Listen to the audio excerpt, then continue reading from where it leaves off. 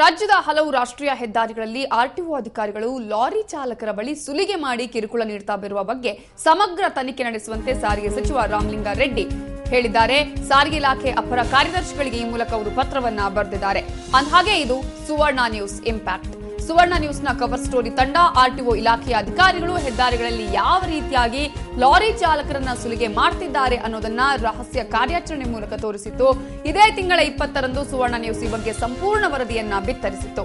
ಈ ವಿಷಯವನ್ನ ಪ್ರಸ್ತಾಪಿಸಿರುವ ಸಚಿವರು ಈ ಬಗ್ಗೆ ಕೂಡಲೇ ವಿಚಾರಣೆಯನ್ನ ನಡೆಸಿ ತಪ್ಪಿತಸ್ಥರ ವಿರುದ್ಧ ಕ್ರಮ ಕೈಗೊಂಡು ಸಮಗ್ರ ವರದಿ ಸಲ್ಲಿಸುವಂತೆ ಸಾರಿಗೆ ಇಲಾಖೆಯ ಅಪರ ಮುಖ್ಯ ಕಾರ್ಯದರ್ಶಿಗಳಿಗೆ ಪತ್ರದಲ್ಲಿ ಸೂಚನೆಯನ್ನ ಕೊಟ್ಟಿದ್ದಾರೆ. ಸುವರ್ಣ ನ್ಯೂಸ್ ಹೆದ್ದಾರಿಗಳಲ್ಲಿ ಅಧಿಕಾರಿಗಳು ನಡೀತಾ ಇರುವ ಸುಲಿಗೆ ಮತ್ತು ಲಾರಿ ಚಾಲಕರ ನೋವಿನ ಬಗ್ಗೆ ಸಂಕ್ಷಿಪ್ತ ವರದಿಯನ್ನ ಮಾಡಿ ಸಾರಿಗೆ ಇಲಾಖೆಯಲ್ಲಿ ನಡೀತಾ ಇರುವ ಸುಲಿಗೆಯ ಬಗ್ಗೆ ವರದಿ ಮಾಡಿದ್ದನ್ನ ಸಚಿವರು ಕೂಡ ಶ್ಲಾಘಿಸಿದ್ದಾರೆ.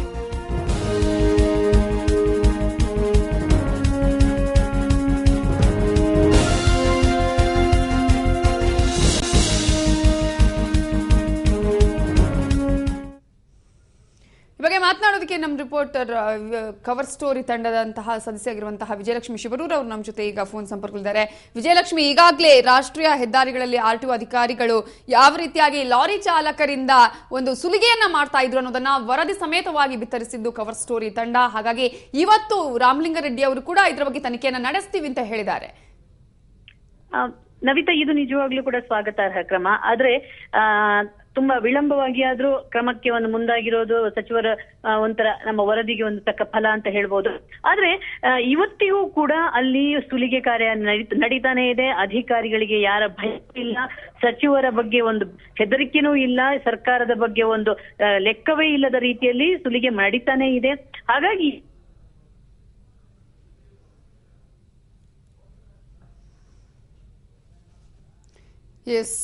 ವಿಜಯಲಕ್ಷ್ಮಿ ಅವರ ಸಂಪರ್ಕ ಕಡಿತಗೊಂಡಿದೆ. ಮತ್ತೆ ಅವರನ್ನು ಸಂಪರ್ಕಿಸುವಂತಹ ಪ್ರಯತ್ನವನ್ನ ಮಾಡ್ತೀವಿ. ರಾಜ್ಯದ ಹಲವು ರಾಷ್ಟ್ರೀಯ ಹೆದ್ದಾರಿಗಳಲ್ಲಿ ಆರ್ಟಿಒ ಅಧಿಕಾರಿಗಳು ಲಾರಿ ಚಾಲಕರ ಬಳಿ ಸುಲಿಗೆ ಮಾಡಿ ಕಿರುಕುಳ ನೀಡುತ್ತಾ ಬರುವ ಬಗ್ಗೆ ಸಮಗ್ರ ತನಿಖೆಯನ್ನು ನಡೆಸಬೇಕು ಅಂತ ಹೇಳಿ ಈಗ ಸಾರಿಗೆ ಸಚಿವ ರಾಮಲಿಂಗಾರೆಡ್ಡಿ ಅವರು ಸಾರಿಗೆ ಇಲಾಖೆಯ ಅಪರ ಕಾರ್ಯದರ್ಶಿಗಳಿಗೆ ಪತ್ರವನ್ನ ಬರೆದಿದ್ದಾರೆ.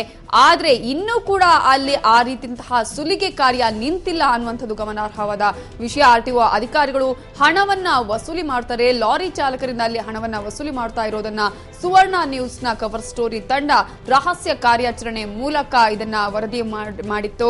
ಇದನ್ನ ಈಗಾಗಲೇ ಸಚಿವರು ಕೂಡ ಶ್ಲಾಘನೆಯನ್ನ ಮಾಡಿದ್ದಾರೆ. ಹೆದ್ದಾರಿಗಳಲ್ಲಿ ಅಧಿಕಾರಿಗಳಿಂದ ನಡೀತಾ ಇರುವ ಸುಲಿಗೆ ಮತ್ತು ಲಾರಿ ಚಾಲಕರ ನೋವಿನ ಬಗ್ಗೆ ಸಂಕ್ಷಿಪ್ತ ವರದಿಯನ್ನ ಸುವರ್ಣ ನ್ಯೂಸ್ ಮಾಡಿತ್ತು.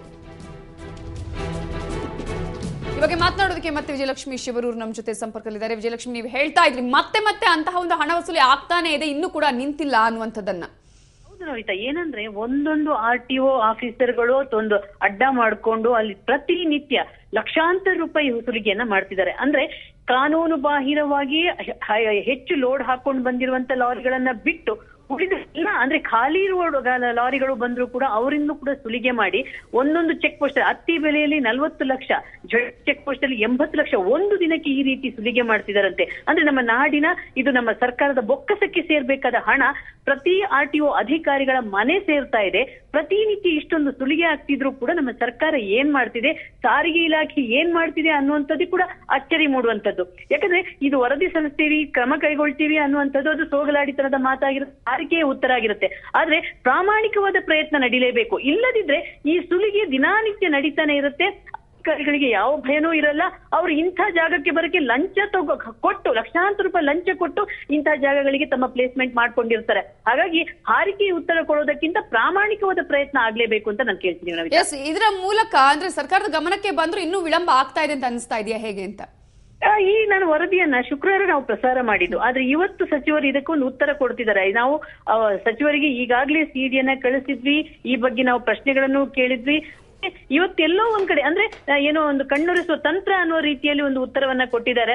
ಆದ್ರೆ ಇವತ್ತಿಗೂ ಕೂಡ ಅಂದ್ರೆ ಇವರಿಗೆ ಅಧಿಕಾರಿಗಳಿಗೆ ಭಯ ಇಲ್ಲದ ರೀತಿಯಲ್ಲಿ ನಮ್ಮ ಮಾಹಿತಿದಾರರು ಹೇಳದ ಪ್ರಕಾರ ಇವತ್ತು ಕೂಡ ಈ ಅಧಿಕಾರಿಗಳು ಸುಲಿಗೆ ಮಾಡ್ತಿದ್ದಾರೆ ಅಂತಂದ್ರೆ ಅಂದ್ರೆ ಇವರಿಗೊಂದು ನೋಟಿಸು ಕೊಡದೆ ಅಂದ್ರೆ ಇವರಿಗೆ ಯಾರ್ಯಾರು ಸುಲಿಗೆ ಮಾಡ್ತಿದ್ದಾರೆ ಅನ್ನೋದನ್ನ ನಾವು ಲೈವ್ ಆಗಿ ತೋರಿಸಿದೀವಿ. ಅವರ ಚಿತ್ರಣವನ್ನೆಲ್ಲ ತೋರಿಸಿದೀವಿ, ಯಾವ ರೀತಿಯೆಲ್ಲ ದರೋಡೆ ಇದ್ದಾರೆ ಅನ್ನುವಂಥದ್ದನ್ನು ತೋರಿಸಿದೀವಿ.